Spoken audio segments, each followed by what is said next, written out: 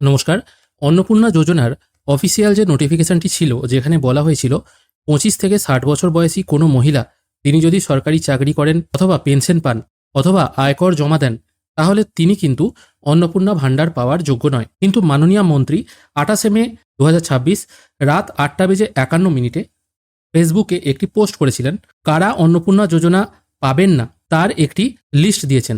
সেই লিস্ট অনুযায়ী যদি বিচার করা হয় তাহলে কিন্তু সেটা নোটিশের সাথে মিলছে না। এখানে কি বলা হয়েছে দেখুন, আজকে সারা বাংলাতে বিভিন্ন ব্লক এবং পুরসভায় অন্নপূর্ণা যোজনার ফর্ম দেওয়া হলো। এই পোস্টটি কিন্তু করা হয়েছে 28 মে 2026। এবার এখানে কি বলা হয়েছে দেখুন, প্রত্যেক সরকারি অফিসে ফর্ম দেওয়া হবে, আপনারা ফর্ম পেতে পারবেন। কোথায় কোথায় ফর্ম পাবেন এটাও কিন্তু বলা হয়েছে। এখন মোটামুটি ফর্ম দেওয়ার কাজ শুরু হয়ে গেছে, সেই জন্য আর নতুন করে এই জিনিসটা বলছি না। এখানে কি বলা হয়েছে দেখুন, অন্নপূর্ণা যোজনা কারা পাবেন না? 25 বছরের নিচে এবং 60 বছরের ঊর্ধ্বে মহিলারা পাবেন না। এটা স্বাভাবিক, এটা আগেও নিয়ম ছিল লক্ষ্মী ভাণ্ডারের ক্ষেত্রে, এখনও কিন্তু এটাই নিয়ম আছে। তারপর বলা হয়েছে স্থায়ী সরকারি কর্মচারী ও পেনশনভোগীরা পাবেন না, এটাও বলা ছিল। কিন্তু এখানে দেখুন 3 নম্বর পয়েন্টে বলা হচ্ছে যেসব শিশুর সরকারি অনুমোদন বা নথিভুক্তি নেই তাদের মায়েরা অন্নপূর্ণা যোজনার সুবিধা পাবেন না। সরকারি নথিভুক্তি বা অনুমোদন নেই বলতে যাদের বার্থ সার্টিফিকেট নেই অথবা আধার কার্ড নেই। আধার কার্ড এবং বার্থ সার্টিফিকেট মানে জন্ম প্রমাণপত্র, এগুলোই তো সরকারি নথি হিসাবে পরিচিত এবং এগুলোই প্রমাণ করে যে সে এদেশের বাসিন্দা। এমন কোনো শিশু আছে যার সরকারি অনুমোদন নেই বা নথি নেই, তিনিও কিন্তু পাবেন না। তারপর বলা হয়েছে সরকারি স্কুলে পড়া ছাত্রছাত্রীরা, তাদের অভিভাবকেরা অনাপূর্ণা, এখানে অন্নপূর্ণা হবে, অনাপূর্ণা যোজনার সুবিধা পাবেন না। মানে যে সমস্ত ক্যান্ডিডেটরা সরকারি স্কুলে পড়ে, মানে যে সমস্ত অভিভাবকদের শিশুরা সরকারি স্কুলে পড়ে, সেই অভিভাবকরাও কিন্তু অন্নপূর্ণা যোজনার সুবিধা পাবেন না। এটা কিন্তু একটা ভারী অদ্ভুত নিয়ম।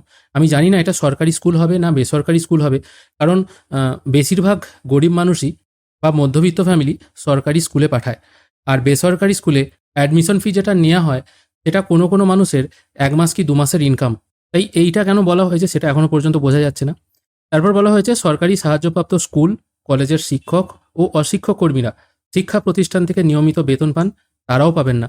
আয়কর প্রদানকারী মহিলারা পাবেন না, মানে যারা আয়কর দেন, যারা ইনকাম ট্যাক্স ফাইল করেন, শুধুমাত্র ইনকাম ট্যাক্স ফাইল করছেন, তাদের ইনকাম হয়তো 5 লাখ, কোনো লোনের জন্য হয়তো ইনকাম ট্যাক্স ফাইল করেছিলেন, তাদের কিন্তু অসুবিধা নেই। কিন্তু যাদের ইনকামটা এতটাই বেশি তাদের সরকারকে ট্যাক্স দিতে হয়, সেই সমস্ত মহিলারা পাবেন না। যাদের আইটিআর করা আছে তারা ভাবছেন আমি আইটিআর করেছি গত বছর, আমি কি পাবো না? না, সেটা ব্যাপার নয়।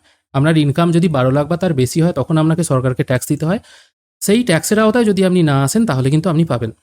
তারপর বলা হয়েছে এসআইআর ভোটার তালিকার যাচাইয়ে মৃত, স্থানান্তরিত বা স্থায়ীভাবে নাম বাদ পড়া ব্যক্তিরাও কিন্তু পাবেন না, এটাও আগে বলা হয়েছিল। একাধিক বিবাহ বা একাধিক পরিবারের তথ্য গোপন করলে সুবিধা বাতিল হতে পারে।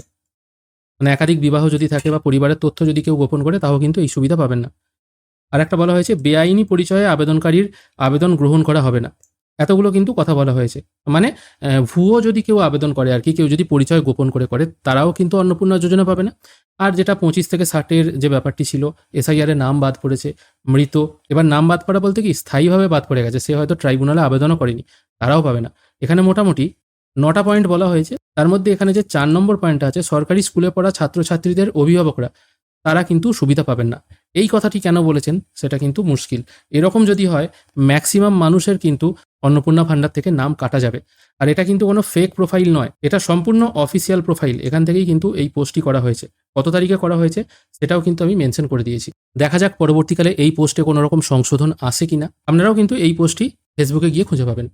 আজকের ভিডিও এখানেই শেষ করছি। ভিডিও যদি ভালো লেগে থাকে অবশ্যই একটি লাইক করবেন। ভিডিও দেখার জন্য অসংখ্য ধন্যবাদ। ভালো থাকবেন।